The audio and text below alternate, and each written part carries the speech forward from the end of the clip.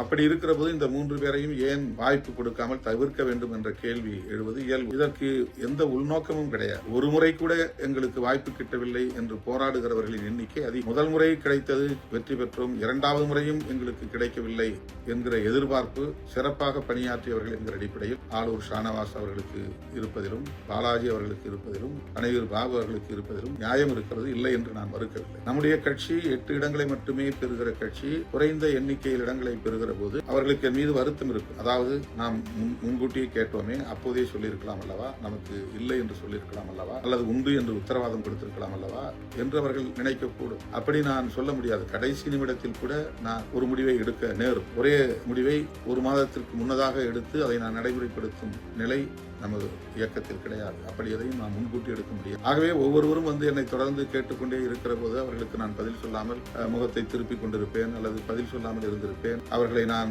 புன்முறுவலோடு வரவேற்காமல் இருந்திருப்பேன். மன அழுத்தத்தோடு அவர்களை நான் சந்தித்திருப்பேன். இதுவெல்லாம் எனக்கு இருக்கிற நெருக்கடி என்பதை அவர்கள் புரிந்து கொள்ள வேண்டும். Arabian garden seafood restaurant, where taste meets elegance. Summer வந்தாச்சு. What's your plan for this holiday? எங்க கிட்ட விட்டுருங்க, நாங்க பாத்துக்கிறோம். VGT Holidays. GT Holidays, South India's #1 travel brand. i5 Housing and Properties தேடுத விடுங்க, தேர்வு செய்யலாம் வாங்க. கால் 9962557557.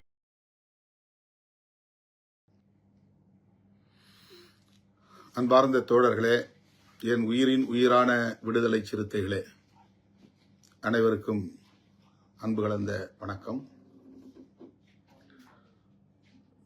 தேர்தல் களத்தில் நமது கூட்டணி கட்சிகளை சார்ந்த வேட்பாளர்கள் தீவிர முனைப்பாக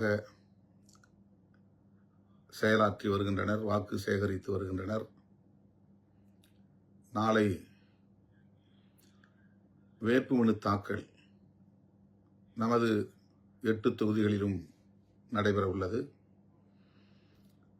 வேட்பாளர்கள் அதற்கான ஏற்பாடுகளை செய்து கொண்டிருக்கிறார்கள். இயக்கத்தின் மாவட்ட செயலாளர்கள் உள்ளிட்ட அனைத்து பொறுப்பாளர்களும் ஒற்றுமையாக இருந்து தோழமை கட்சிகளை சார்ந்த பொறுப்பாளர்களோடு இணைந்து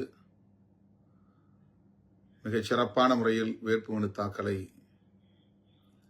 வெற்றிகரமாக செய்ய வேண்டும் என்று கேட்டுக்கொள்கிறேன். கட்சியின் மறுசீரமைப்பு நடவடிக்கைகளில்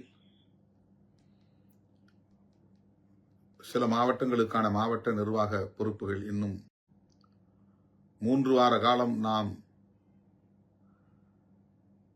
ஒற்றுமையாக இருந்து களப்பணியாற்ற வேண்டிய தேவை உள்ளது. மாவட்ட செயலாளர்கள், மண்டல பொறுப்பாளர்கள் ஒவ்வொரு சட்டமன்ற தொகுதியிலும் குறைந்தது 20 வாக்குச்சாவடிகள், பூத்துகள் என்கிற அடிப்படையிலே பிரித்து ஒவ்வொரு 20 பூத்துகளுக்கும் ஒரு கமிட்டியை கட்சியின் முன்னணி பொறுப்பாளர்களின் தலைமையில் உருவாக்க வேண்டும். அல்லது 15 பூத்துகளுக்கு ஒரு கமிட்டி, அதிலே மாவட்ட பொறுப்பாளர்கள், மாநில பொறுப்பாளர்கள் யாராவது ஒருவரை அந்த கமிட்டிக்கான தலைமை பொறுப்பாளராக நியமிக்க வேண்டும். அவருக்கு கீழே 5 அல்லது 10 பேர் கொண்ட ஒரு கமிட்டியை நியமனம் செய்ய வேண்டும். அவர்கள் அந்த 15 அல்லது 20 பூத்துகள் என்று பிரிக்கிற போது அந்த வாக்குச்சாவடிகளில் நின்று பணியாற்ற வேண்டும். தோழமை கட்சிகளோடு இணைந்து பரப்புரைகளை மேற்கொள்ள வேண்டும், வாக்கு சேகரிப்பு பணிகளை மேற்கொள்ள வேண்டும். வாக்குப்பதிவு அன்றைக்கு மிகவும் கவனமாக இருந்து ஒவ்வொரு வாக்காளரையும் வாக்குச்சாவடிக்கு கொண்டு வந்து சேர்க்க வேண்டும். வெற்றியை மட்டுமே இலக்காக கொண்டு செயல்பட வேண்டும். ஆகவே நாம் போட்டியிடுகிற தொகுதிகளில் மட்டுமின்றி 234 தொகுதிகளிலும் பூத் வாரியாக தேர்தல் பணிக்குழுக்களை நியமிக்க வேண்டும். மேலிடத்திலிருந்து, அதாவது தலைமையிடத்திலிருந்து நாம் போட்டியிடக்கூடிய 8 தொகுதிகளுக்கும் மேற்பார்வையாளர்கள் என்கிற பெயரில் 2 பேர் நியமனம் செய்திருக்கிறோம். அது அதிகாரப்பூர்வமான அறிவிப்பாக வெளிவரும். மற்றபடி அந்த தொகுதியிலேயே இருக்கிற மாநில பொறுப்பாளர்கள், துணைநிலை அமைப்புகளின் மாவட்ட பொறுப்பாளர்கள், கட்சியின் மாவட்ட நிர்வாகிகள், அந்த மாவட்டம் முழுவதும் தனக்கு அதிகாரம் இருக்கிறது என்று கருதாமல், மாநில பொறுப்பாளர்களாக இருப்பதால் மாநிலம் முழுவதும் அதிகாரம் இருக்கிறது என்று கருதாமல், தேர்தல் நேரத்தில் எந்த பகுதிக்குள்ளே நின்று வேலை செய்ய வேண்டும் என்று நாம் வேலைகளை பகிர்ந்து கொள்கிறோமோ அந்த பகுதிக்குள்ளேயே நின்று அந்த பணிக்குழு பொறுப்பாளராக மட்டும் பணியாற்ற வேண்டும். நான் இளஞ்சிறுத்தைகள் மாநில செயலாளர் அல்லது மகளிர் விடுதலை இயக்கத்தின் மாநில செயலாளர், எனவே மாநிலம் முழுவதும் சுற்றி வருகிற அதிகாரம் எனக்கு இருக்கிறது என்று போட்டு குழப்பிக் கொள்ளக்கூடாது. கட்சி அதிகாரம் என்பது வேறு, தேர்தல் பணிக்குழுவுக்கான பொறுப்பாளர்களாக நியமிக்கப்படுகிற போது அதற்கான அதிகாரம் அல்லது கடமை என்பது வேறு. ஆகவே ஒரு சட்டமன்ற தொகுதியில் 250 வாக்குச்சாவடிகள் பூத்துகள் இருக்குமேயானால் அதை 20-20 பிரித்து நமக்கு இயக்கம் உள்ள அல்லது கிளைகள் உள்ள பகுதிகளில் மட்டுமின்றி கிளைகளே இல்லாத பகுதிகளாக இருந்தாலும் அந்த வாக்குச்சாவடிகள் இந்த 20க்குள்ளே கணக்கிலே வைத்துக் கொள்ள வேண்டும். 15-15 குறைந்தது பிரிக்கலாம் அல்லது குறைந்தது 20-20 பிரிக்கலாம். அப்படி பிரிக்கிற போது அதற்கென்று ஒரு கமிட்டி, அந்த கமிட்டியில் ஒரு இளஞ்சிறுத்தைகள் மாவட்ட அமைப்பாளரையோ அல்லது தொழிலாளர் அணியின் மாவட்ட அமைப்பாளரையோ அல்லது விவசாய அணியினுடைய நிர்வாகியோ, இளஞ்சிறுத்தைகள் மகளிர் விடுதலை இயக்கம் போன்ற துணைநிலை அமைப்புகளின் மாவட்ட பொறுப்பாளர்களையோ, அந்த பகுதியில் இருக்கிற ஆக்டிவாக செயல்படக்கூடியவர்களை அந்த கமிட்டிக்கான ஒரு தலைமை பொறுப்பாளராக நியமித்து அவருக்கு கீழே சிறப்பாக செயல்படக்கூடிய 5 அல்லது 10 பேர். இதில் சீனியர் ஜூனியர் என்பதெல்லாம் பார்க்க தேவையில்லை. மாநிலம் மாவட்டம் என்றெல்லாம் பார்க்க தேவையில்லை. ஆர்வமாக இருக்கிற அனைவரும் ஒரு குழுவுக்குள்ளே இடம்பெற வேண்டும், அவ்வளவுதான். 20 நாட்களுக்கு மட்டும் தற்காலிகமாக அந்த குழு பொறுப்பாளராக இருந்து நீங்கள் பணியாற்ற வேண்டும். மேலிருந்து 2 பேர், அவர்களோடு மாவட்ட செயலாளர், மண்டல செயலாளர், மண்டல துணை செயலாளர், பொது நிர்வாகம், அந்த குறிப்பிட்ட சட்டமன்ற தொகுதிக்கான மண்டல துணை செயலாளர், இவர்கள் ஒருங்கிணைப்பு குழு. அந்த மேற்பார்வையாளர்களுக்கு அடுத்து மாவட்ட செயலாளர், மண்டல செயலாளர், மண்டல துணை செயலாளர், பொது நிர்வாகம், அந்த குறிப்பிட்ட சட்டமன்ற தொகுதிக்கான மண்டல துணை செயலாளர், இவர்கள் ஒருங்கிணைப்பு குழு. இந்த குழுதான் 20-20 பூத்துகளாக பிரித்து அங்கே தேர்தல் பணிக்குழுவை நியமனம் செய்து அதிகாரப்பூர்வமாக நீங்களே அறிவிக்க வேண்டும், முகநூலில் அறிவிக்க வேண்டும், அல்லது டைப் செய்து கையெழுத்திட்டு தோழமை கட்சியிடம் இவர்கள்தான் எங்கள் பொறுப்பாளர்கள் என்று கொடுக்க வேண்டும். ஒவ்வொருத்தருடைய தொலைபேசி எண்களையும் அதில் பதிவிட்டு தர வேண்டும். குறிப்பாக திராவிட முன்னேற்ற கழகத்திற்கான தேர்தல் பணிக்குழு பொறுப்பாளர்கள் யாரோ அவர்களோடு நெருங்கிய தொடர்பில் இருக்க வேண்டியவர்கள். மேலிடத்திலிருந்து நாம் நியமிக்கிற மேற்பார்வையாளர்கள் இந்த மாதிரியான குழு எவ்வாறு நியமிக்கப்படுகிறது, யார் யார் விடுபட்டு போயிருக்கிறார்கள், அவர்கள் எல்லாம் இணைப்பது எப்படி, அல்லது யார் யார் இணைத்தாலும் அவர்கள் தேவையில்லை, அவர்கள் சரியாக பணியாற்ற மாட்டார்கள் என்றால் அவர்களை தவிர்ப்பது போன்ற பணிகளை மேற்பார்வை செய்வது, பரப்புரைகளில் எந்த அளவுக்கு ஈடுபடுகிறார்கள் என்கிற அனைத்தையும் மேற்பார்வை செய்கிற பொறுப்பு தான் மேற்பார்வையாளர் பொறுப்பு. ஒருங்கிணைப்பு குழு மாவட்ட செயலாளர், மண்டல செயலாளர், மண்டல துணை செயலாளர்கள், அதிலே குறிப்பாக மண்டல துணை செயலாளர், பொது நிர்வாகம், மண்டல துணை செயலாளர், அந்த குறிப்பிட்ட சட்டமன்ற தொகுதிக்கான மண்டல துணை செயலாளர், மற்ற எல்லா பொறுப்பாளர்களும் இவர்களுக்கு மேலான பொறுப்பிலே இருந்தாலும் சீனியர் ஜூனியர் என்றெல்லாம் பார்க்காமல் அவர்கள் அத்தனை பேரையும் ஒரு குழுவுக்குள்ளே கொண்டு வந்து பணியாற்றச் செய்வது. இந்த பணிகளை உடனடியாக மேற்கொள்ள வேண்டும் என்று கேட்டுக்கொள்கிறேன். அடுத்து ஒவ்வொரு சட்டமன்ற தொகுதிக்கும் குறைந்தது 5 லட்சத்திலிருந்து அதிகபட்சம் எவ்வளவு இயலுமோ அதை கட்சி நிதியாக வழங்க வேண்டும், விரைந்து வழங்க வேண்டும் என்று ஒவ்வொரு பொறுப்பாளருக்கும் இவ்வளவு ரூபாய் என்று நான் ஏற்கனவே முகநூலில் ஒரு வரையறை செய்து வேண்டுகோள் விடுத்திருந்தேன். மாவட்ட செயலாளர்கள் எவ்வளவு தனிப்பட்ட முறையிலே தன்னுடைய நிதியாக, மாவட்ட நிர்வாகம் சேர்ந்து குறைந்தது 5 லட்சம். இப்போ தென்னவன் 8 லட்சம் கொடுத்துட்டு போயிருக்காரு. அது மாதிரி பல்வேறு பெயர்கள் சொல்ல ஞாபகம் இல்லை, மறந்து விட்டதற்காக மன்னிக்க வேண்டும். பல தோழர்கள் நிதியை வழங்கிவிட்டு போயிருக்கிறார்கள். கிட்டு கூட 2 லட்சம் ரூபாய் தன்னுடைய தனிப்பட்ட பொறுப்பிலே 2.5 லட்சம் என்று கருதுகிறேன் வழங்கியிருக்கிறார். அதை போல ஒவ்வொரு தனிப்பட்ட பொறுப்பாளரும் சேலம் ஜெயச்சந்திரன் வழங்கினார். அண்மையிலே யாரோ ஒரு தம்பி நிதி கொண்டாந்து கொடுத்து, இந்த நிதி மூலம்தான் நம்முடைய பொறுப்பாளர்களுக்கு இந்த முதல் கட்ட தேர்தல் பிரச்சார பணிகளுக்கு பயன்படுத்த முடியும். ஏன்னா வேறு வாய்ப்பு நமக்கு இல்லை. உதாரணத்திற்கு விருப்பமனு செலுத்தியவர்கள் தலா 5000 ரூபாய் நீங்கள் செலுத்தினீர்கள். அது கிட்டத்தட்ட 1 கோடி ரூபாய்க்கு மேல் கட்சி வங்கி கணக்கிலே சேர்ந்தது. அந்த நிதியில் 8 வேட்பாளர்களுக்கும் தலா 10 லட்சம் ரூபாய் என்று 80 லட்சம் ரூபாய் அவர்களுக்கு முதற்கட்ட பணிகளுக்காக வழங்கியிருக்கிறோம்.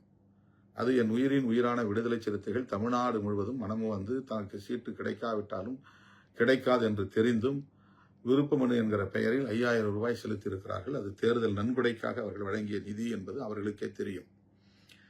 அவர்கள் யாரும் எனக்கு எந்த நெருக்கடியும் தராமல் கட்சிக்கு இது பயன்படும் என்று மனம் வந்து வழங்கிய அந்த நிதி தான் 1 கோடிக்கு மேல் வந்தது. அந்த நிதியை தான் முதல் கட்டமாக காசோலை மூலமாக நம்முடைய வேட்பாளர்களுக்கு நான் தலா 10 லட்சம் ரூபாய் வழங்கியிருக்கிறேன். கொடுக்கும்போதே சொன்னேன், நம்முடைய இயக்கத் தோழர்கள் மனம் வந்து அவர்களின் சொந்த தொகை, கட்சிக்காக வழங்கிய தொகை உங்களுக்கு நான் வழங்குகிறேன். அந்த உணர்வோடு நீங்கள் இயக்கத் தோழர்கள் நமக்கு வழங்கிய பெரும் தொகை நன்கொடை என்கிற அந்த உணர்வோடு நீங்கள் இதை பயன்படுத்த வேண்டும் என்று சொல்லி அனுப்பியிருக்கிறேன். அதேபோல பாண்டிச்சேரியிலே மொத்தம் நாம் 4 தொகுதிகளில் போட்டியிடுகிறோம். நான் 3 தொகுதி என்று முதலிலே அறிவித்தேன். ஆனால் ஏனம் என்கிற இன்னொரு பகுதி ஆந்திராவில் இருக்கிறது என்று கருதுகிறேன். அந்த தொகுதியிலும் நம்முடைய கட்சியின் சார்பில் ஒரு வேட்பாளர் போட்டியிடுகிறார். 4 பேருக்கும் தலா 5 லட்சம் ரூபாய் நம்முடைய இந்த நிதியிலிருந்து தான் காசோலை மூலமாக வழங்கியிருக்கிறோம். நாமினேஷன், அதாவது வேட்புமனு தாக்கலுக்கே 10 லட்சம் ரூபாய்க்கு மேல் செலவாகும் ஒவ்வொருவருக்கும். அதன் பிறகு தோழமை கட்சிகளை சார்ந்த அனைவருக்கும் பொறுப்பாளர்கள், ஒன்றிய செயலாளர்களுக்கு முதற்கட்ட பணிகளுக்காக தேர்தல் செலவுக்கு ரூபாய் தர வேண்டும். 2வது சுற்று, 3வது சுற்று, 4வது சுற்று என்று ஒரு வாக்குச்சாவடி என்கிற கணக்கில் ஒரு வாக்குச்சாவடிக்கு 10,000 ரூபாய் என்று வழங்குவதுதான் வழக்கமானது. ஆனால் அவ்வாறு நம்மால் வழங்க முடியுமா என்று தெரியவில்லை. 250 வாக்குச்சாவடிகளுக்கு தலா 10,000 என்றால் எவ்வளவு என்று பாருங்கள். இப்போ ஒரு சுற்றுக்கு அவ்வளவு என்றால் அதுபோல 4 சுற்றுக்கு அவ்வளவு ரூபாய் செலவழிக்க வேண்டும். இதற்கெல்லாம் நாம் இந்த கடைசி காலகட்டத்தில் எங்கும் போய் நிதி திரட்ட முடியாது. அப்படியே நாம் நிதி திரட்டினாலும் நமக்கு யாரும் அந்த அளவுக்கு கொடுத்து இதுவரையில் ஊக்கப்படுத்தியதில்லை. இந்த சூழலிலும் அப்படி தரப்போவதில்லை. எனவே மாவட்ட செயலாளர்கள் இந்த வேண்டுகோளை மனப்பூர்வமாக ஏற்று நிதியாக வழங்க வேண்டும். அதை கையிலே தூக்கி கொண்டு நான் இருக்கிற இடத்திற்கு வர வேண்டாம். அதற்கென்று தேர்தல் ஆணையம் ஆங்காங்கே சோதனை செய்வதற்கான குழுக்களை நியமித்திருக்கிறார்கள். அது சிக்கலாக மாறிவிடும். எனவே வங்கி கணக்கு, அதற்கான எண் உங்களுக்கு வழங்கப்படும். அதை அங்கிருந்தே நீங்கள் இருக்கிற இடத்திலிருந்தே வங்கி கணக்கில் செலுத்திவிட்டால் நாம் அவர்களுக்கு அங்கே வேட்பாளர்கள் போட்டியிடக்கூடிய தொகுதியில் ஒரு வங்கி கணக்கை திறக்க வேண்டும். அதிலே அவர்கள் 40 லட்சம் ரூபாய் வரையிலும் வங்கி கணக்கிலே வைத்து அதிலிருந்து பணம் எடுத்து செலவு செய்து அந்த செலவு வரவு கணக்கை அவர்கள் தேர்தல் ஆணையத்திற்கு கடைசி நேரத்தில் வழங்க வேண்டும். இதுவெல்லாம் விதிமுறைகள். கையில் எவ்வளவுனா காசு வச்சுட்டு செலவு பண்ணிடலாம் அப்படின்னு செலவு பண்ண முடியாது. ஒரு வேட்பாளர் 40 லட்சம் ரூபாய் வரையிலும் செலவு செய்யலாம் என்று தேர்தல் ஆணையம் சொல்லுகிறது. அந்த தொகையை அவர்கள் வங்கி கணக்கிலிருந்து எடுத்து செலவு செய்ய வேண்டும். அவர்களுக்கு வங்கி கணக்கில் அந்த பணம் எங்கிருந்து வந்தது என்ற ஆதாரத்தை பின்னர் கேட்டால் அவர்கள் அதற்கு காட்ட தயாராக வேண்டும். அதனால்தான் நம்முடைய வங்கி கணக்கிலிருந்து நேரடியாக அவர்கள் வங்கி கணக்குக்கு நாம் அனுப்ப வேண்டும். எனவே நீங்கள் அந்தந்த பகுதியிலிருந்து நிதியை திரட்டி எவ்வளவா இருந்தாலும் அதனை ஆங்காங்கே கையில் ஒரு 50 ரூபாய் இருக்கிறது, 50,000 இருக்கிறது என்றால் அங்கேயே நீங்கள் வங்கி கணக்கில் செலுத்தலாம். 10,000 உட்பட்ட பங்களிப்பு என்கிற முறையில் நிதியை திரட்டி வங்கி கணக்கில் செலுத்த வேண்டும் என்று கேட்டுக்கொள்கிறேன். 3வதாக ஒன்றிய நகர பேரூர் பொறுப்புகளை உடனடியாக அறிவிக்க வேண்டும் என்று பல பகுதிகளில் இருந்து தோழர்கள் சொல்லிக் கொண்டிருக்கிறார்கள். தோழர்களே, அதை இப்போது நடைமுறைப்படுத்த முடியாது. தயவு கூர்ந்து அதை மறந்துவிட வேண்டும். விடுதலை பொறுப்பாளர் பட்டியலை இப்போதைக்கு நான் கவனம் செலுத்த முடியாது. அதை அறிவிப்பதற்கு கவனம் செலுத்த முடியாது. ஏற்கனவே சட்டமன்ற உறுப்பினர்களாக இருந்த எல்லாம் சொல்லிக் கொண்டிருக்கிறார்கள். நமக்கு ஆதரவானவர்கள் ஒரு யூகம், நமக்கு எதிரானவர்களுக்கு இன்னொரு யூகம் என்று அவரவர் யூகங்களை எல்லாம் செய்திகளாக பரப்பிக் கொண்டிருக்கிறார்கள், பதிவு செய்து கொண்டிருக்கிறார்கள். ஆனால் நான் 4 சட்டமன்ற உறுப்பினர்களையும் பெரிதும் நேசிக்கிறவன். அவர்களின் பங்களிப்பை பலமுறை பாராட்டியிருக்கிறேன், இப்போதும் பாராட்டுகிறேன்.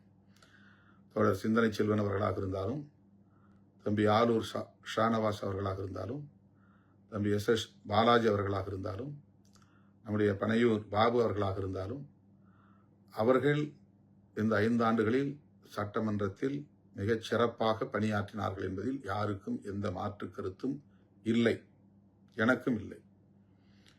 நான் இவர்களை அனுப்பியதில் சிந்தனை செல்வன் பேசினால் மொத்த அவையும் கவனிக்கும், அமைதியாக இருக்கும். அவ்வளவு ஆழ்ந்த பொருளோடு அழகிய திட்ட பேச விடுதலை சிறுத்தைகள் கட்சிக்கு சிறப்பு சேர்த்திருக்கிறார், பெருமை சேர்த்திருக்கிறார். அதை யாருக்கு மாற்று கருத்தில்லை. அதைப் போல SS பாலாஜி அவர்களும் துடிப்புமிக்க ஒரு செயல் வீரர், எந்த பணியையும் விரைந்து முடிக்கக்கூடியவர், தலைமைக்கும் கட்சிக்கும் மிகுந்த விசுவாசம் உள்ளவர். அவர் குழந்தை பருவத்தில் இருந்து எனக்கு அறிமுகம். அவருடைய தந்தை அண்ணன் MS மணி அவர்கள் மீது நான் என்னுடைய கல்லூரி பருவத்தில் இருந்து மிகுந்த பற்று கொண்டவன். நான் ஒரு இயக்கத்தின் தலைவராக தமிழகம் தழுவிய அளவில் ஒரு பெரிய இயக்கத்தை உருவாக்கி அதன் தலைவராக செயல்பட்டு கொண்டிருக்கிறேன் என்பதை ரொம்ப கால இடைவெளிக்கு பிறகு அறிந்து என்னை தேடி வந்து என்னை வாழ்த்தியவர் அண்ணன் MS மணி அவர்கள். அவருடைய அருமை புதல்வன். குழந்தையாக இருந்தபோது நான் பார்த்த அந்த தம்பி ஒரு அரசியல் ஆளுமையாக வளர்ந்து மக்கள் தொண்டாற்றுவதற்கு இந்த இயக்கத்திலே தன்னை இணைத்துக் கொண்டார். அதன் பிறகுதான் இந்த வளர்ச்சி. இந்த கட்சி மெல்ல மெல்ல வளர்ந்து கொண்டிருந்த காலத்தில் தன்னை இணைத்துக் கொண்டவர். அவருக்கு முதலிலே நாம் சோழிங்கநல்லூரில் போட்டியிடுகிற வாய்ப்பை தந்தோம், 2வது மயிலம் தொகுதியில் போட்டியிடுகிற வாய்ப்பை தந்தோம், 3வதாக திருப்பூரில் போட்டியிட்டு வெற்றி பெற்று சட்டமன்ற உறுப்பினராக மிகச் சிறப்பாக பணியாற்றியிருக்கிறார், பங்களிப்பு செய்திருக்கிறார். அமைச்சர்கள் ஒவ்வொருவரும் அவருடைய வாத திறமையை நம்மிடத்திலே பாராட்டியிருக்கிறார்கள். ஆகவே அவருடைய பெர்ஃபார்மன்ஸ் என்பதிலும் யாருக்கும் எந்த மாற்று கருத்தும் இருக்க வாய்ப்பில்லை, எனக்கும். அதேபோல பனையூர் பாபு அவர்கள் அனைத்து விவாதங்களிலும், குறிப்பாக ஆதிதிராவிட நலத்துறை சார்ந்த விவாதங்களில் பங்கேற்று அவருடைய பங்களிப்பை பலரும் பாராட்டும் வகையில் சிறப்பாக பதிவு செய்திருக்கிறார். குறிப்பாக அவர் சட்டமன்றத்தில் பேசியதன் அடிப்படையில் தான் மாண்புமிகு முதலமைச்சர் அவர்கள் தியாகி இமானுவேல் சேகரனாருடைய மணிமண்டபத்தை அமைப்பதற்கு வாக்குறுதி அளித்தார். அதே சட்டமன்றத்தில் அவருடைய பெயரை சுட்டிக்காட்டி அவருடைய வேண்டுகோளை நிறைவேற்றும் வகையில் நான் இந்த அறிவிப்பை செய்கிறேன் என்று அறிவிப்பு செய்தார் மாண்புமிகு முதலமைச்சர் அவர்கள். அதன்படி இன்றைக்கு தியாகி இமானுவேல் சேகரனார் மணிமண்டபம் எழிலார்ந்த மணிமண்டபமாக இன்றைக்கு பரமக்குடியிலே செல்லூரிலே இருக்கிறது என்று சொன்னால் அதற்கு நம்முடைய சட்டமன்ற உறுப்பினர் பனையூர் பாபு அவர்களின் பங்களிப்பு, இப்படி எண்ணற்ற பல விவாதங்களில் பங்கேற்று சிறப்பாக பணியாற்றி இருக்கிறார் என்பதை மாற்று கருத்தில்லை. அப்படி இருக்கிற போது இந்த 3 பேரையும் ஏன் வாய்ப்பு கொடுக்காமல் தவிர்க்க வேண்டும் என்ற கேள்வி எழுவது இயல்பு. இதற்கு எந்த உள்நோக்கமும் கிடையாது. ஒரு முறை கூட எங்களுக்கு வாய்ப்பு கிட்டவில்லை என்று போராடுகிறவர்களின் எண்ணிக்கை அதிகம். முதல் முறை கிடைத்தது, வெற்றி பெற்றோம், 2வது முறையும் எங்களுக்கு கிடைக்கவில்லை என்கிற எதிர்பார்ப்பு சிறப்பாக பணியாற்றியவர்கள் என்கிற அடிப்படையில் ஆலூர் ஷானவாஸ் அவர்களுக்கு இருப்பதிலும், பாலாஜி அவர்களுக்கு இருப்பதிலும், பனையூர் பாபு அவர்களுக்கு இருப்பதிலும் நியாயம் இருக்கிறது, இல்லை என்று நான் மறுக்கவில்லை. நம்முடைய கட்சி 8 இடங்களை மட்டுமே பெறுகிற கட்சி. குறைந்த எண்ணிக்கையில் இடங்களை பெறுகிற போது அவர்களுக்கு என் மீது வருத்தம் இருக்கும். அதாவது நாம் முன்கூட்டியே கேட்டோமே, அப்போதே சொல்லியிருக்கலாம் அல்லவா, நமக்கு இல்லை என்று சொல்லியிருக்கலாம் அல்லவா, அல்லது உண்டு என்று உத்தரவாதம் கொடுத்திருக்கலாம் அல்லவா என்று அவர்கள் நினைக்கக்கூடும். அப்படி நான் சொல்ல முடியாது. கடைசி நிமிடத்தில் கூட நான் ஒரு முடிவை எடுக்க நேரும். ஒரே முடிவை 1 மாதத்திற்கு முன்னதாக எடுத்து அதை நான் நடைமுறைப்படுத்தும் நிலை நமது இயக்கத்தில் கிடையாது. அப்படி எதையும் நான் முன்கூட்டி எடுக்க முடியாது. ஆகவே ஒவ்வொருவரும் வந்து என்னை தொடர்ந்து கேட்டுக்கொண்டே இருக்கிற போது அவர்களுக்கு நான் பதில் சொல்லாமல் முகத்தை திருப்பிக் கொண்டிருப்பேன் அல்லது பதில் சொல்லாமல் இருந்திருப்பேன். அவர்களை நான் புன்முறுவலோடு வரவேற்காமல் இருந்திருப்பேன். மன அழுத்தத்தோடு அவர்களை நான் சந்தித்திருப்பேன். இதுவெல்லாம் எனக்கு இருக்கிற நெருக்கடி என்பதை அவர்கள் புரிந்து கொள்ள வேண்டும். யாரையும் நான் வெறுக்கவில்லை அல்லது யாரையும் நான் தவிர்க்கவில்லை, யாரையும் நான் பழிவாங்க வேண்டும் என்று எண்ணவில்லை. வரக்கூடிய அணியில் எனக்கு வாய்ப்பு கொடுக்குங்கள் என்று 2 முறை வாய்ப்பு கிடைத்தவர்கள் 3வது முறையாக வெற்றி பெறுவதற்கான அணியிலே எனக்கு தாருங்கள். ஒரு முறை நான் சட்டமன்றத்திற்கு செல்ல வேண்டும், ஒரே ஒரு முறை நான் சட்டமன்றத்திற்கு செல்ல வேண்டும் என்று கோரிக்கை வைக்கக்கூடிய தோழர்களும் உண்டு. தொடர்ந்து உங்களோடு நான் நம்பிக்கைக்குரியவனாக அல்லது விசுவாசத்திற்குரியவனாக, தலைமைக்கும் இயக்கத்திற்கும் விசுவாசத்திற்குரியவனாக இருந்து பணியாற்றி இருக்கிறேன். தலைமையை மேலும் மேலும் மக்களிடத்திலே கொண்டு போய் சேர்ப்பதற்கான பணிகளை செய்திருக்கிறேன். அதனை அங்கீகரிக்கிற வகையில் எனக்கு ஒரு முறையாவது வாய்ப்பு கொடுங்கள் என்று கேட்கிறவர்கள் உண்டு. ஆண்களுக்கு மட்டுமே கொடுக்கிறீர்கள், பெண்களுக்கு கொடுங்கள் என்று பெண்கள் தரப்பிலிருந்து கோரிக்கை எழுகின்றன. இப்படி சொல்லிக்கொண்டே போகலாம்.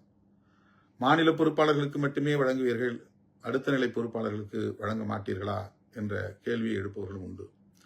வேறு பகுதிகளில் இருந்து கொண்டு வந்து எங்கள் சொந்த தொகுதியை போடுகிறீர்கள், உள்ளூரில் சொந்த தொகுதியை சார்ந்தவர்களுக்கு வாய்ப்பை வழங்க மாட்டீர்களா என்று கேள்வி எழுப்புபவர்களும் உண்டு. நம்மிடத்திலே ஒரு 20 தொகுதிகள் இருக்கின்றன என்று சொன்னால், முன்னணி தோழர்கள் ஒரு 10 பேருக்கு கொடுத்து முடித்துவிட்டு ஒரு 10 தொகுதி என் கையிலே இருந்தால் நான் சுதந்திரமாக முடிவெடுக்க முடியும். இப்போது நான் அறிவித்திருக்கிற இந்த வேட்பாளர்களில் 3 பேரை ஏற்கனவே சட்டமன்ற உறுப்பினர்களாக இருந்தவர்களை வாய்ப்பு தராமல் தவிர்த்துவிட்டு அந்த இடத்தில் புதிய 3 பேருக்கு வழங்கியிருக்கிறோம். புதிய 3 பேர் அல்லது புதிய 2 பேர், 2 பொது தொகுதி, பன்ருட்டி தொகுதி, அதில் அப்துல் ரஹ்மான், திருப்போரூரில் பன்னீர்தாஸ். இவர்கள் யாரும் திடீரென்று கட்சிக்கு வந்தவர்கள் இது. என்னுடைய முடிவை தவறாக கருத மாட்டார்கள் என்று நான் நம்புகிறேன். அப்படித்தான் நம்பி நான் இந்த முடிவை எடுத்தேன். ஆலூர் ஷானவாஸை போல அப்துல் ரஹ்மானால் பேச முடியுமா என்று கேள்வி எழுப்பலாம். ஆலூர் ஷானவாஸை போல வாதத்திறமை உள்ளவரா என்று கேள்வி எழுப்பலாம். ஆலூர் ஷானவாஸ் சட்டமன்றத்தில் பேசினாலும் சரி, சட்டமன்றத்தில் இல்லாமல் வெளியிலே பேசினாலும் சரி, அது நம்முடைய கட்சிக்கு வலு சேர்க்கும் என்பதிலே யாருக்கு மாற்று கருத்து இல்லை. ஆனாலும் 20-30 ஆண்டுகளாக உங்களோடு தொடர்ந்து பயணிக்கிறேன் நான், இந்த முறையாவது எனக்கு வாய்ப்பு கொடுங்கள் என்று கேட்டார். ஏற்கனவே அவருக்கு ஒரு முறை வேலூரிலே கொடுத்தோம். மக்கள் நல கூட்டணியில் மிக குறைவான வாக்குகளை ஒருவராக அவர் இருந்தார். அவரால் திறம்பட மக்களை சந்தித்து வாக்கு சேகரிக்க முடியவில்லை என்கிற விமர்சனங்கள் இருந்தாலும் கூட அவருக்கு தர வேண்டிய ஒரு சூழல் கடைசி நிமிடத்திலே உருவானது. நாகப்பட்டினமாக இருந்திருந்தால் ஷானவாஸாகத்தான் இருந்திருப்பார். நான் மாற்று சிந்தனைக்கு போயிருக்க வாய்ப்பில்லை. நாகப்பட்டினம் திரு ஜவாஹருல்லாவுக்கு வழங்கிவிட்டார்கள். ஏன் என்று விசாரித்த போது ஷானவாஸ் அவர்களே அந்த தொகுதியில் மீண்டும் போட்டியிட விரும்பவில்லை என்ற தகவலை சொன்னார்கள். பிறகு ராயபுரத்தைத்தான் ஷானவாஸ் விரும்புகிறார் என்ற தகவல் கிடைத்தது. நான் உடனே ராயபுரம் டிக் செய்து விட்டேன், அது ஷானவாஸுக்காக. திருப்போரூர் பாலாஜி மீண்டும் போட்டியிடுகிறார், அதை அப்படியே நான் எழுதி வைத்திருக்கிறேன், டிக் அடித்து விட்டேன்.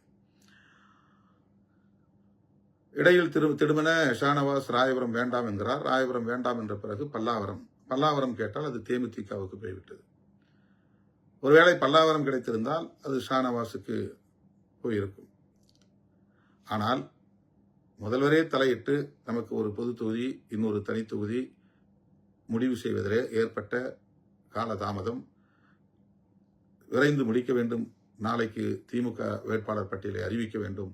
எனவே இன்றைக்கு எல்லோரையும் முடித்து அனுப்புங்கள், யார் என்ன கேட்கிறார்களோ கொடுத்து அனுப்புங்கள் என்று முதல்வர் சொன்னதன் அடிப்படையில் அவசர கதியில் தான் நமக்கு தரவே முடியாது என்று சொன்ன கள்ளக்குறிச்சியை தந்தார்கள்.